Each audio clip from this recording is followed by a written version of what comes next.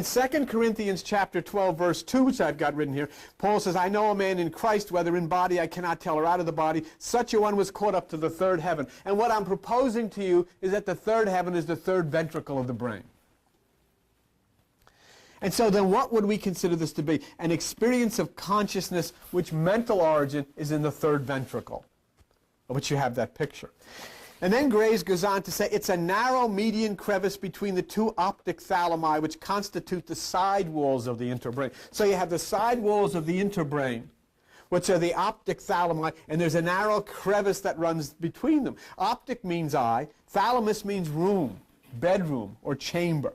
Thus the crevice between the two rooms of eyes. And I asked you to consider this, the cerebrum, which we have considered to be the same as cherubim. And Ezekiel 10:9, which you have written there, and when I looked, behold, the four wheels by the cherubim, and their wings and wheels were full of eyes. And so consider then the place of the third is a crevice which runs between the rooms of eyes or wheels of eyes, the place of enlightenment.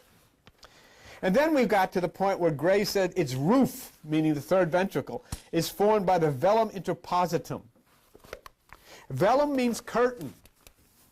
Interpositum means middle. So you have a middle curtain. And when you look at Exodus 26:33, it says, you shall hang up the veil of the curtain that you may bring within the ark, and the veil shall divide between the holy place and the most holy place. So the middle curtain in the tabernacle is the velum interpositum in your brain. And consider the roof of the third is formed by this curtain.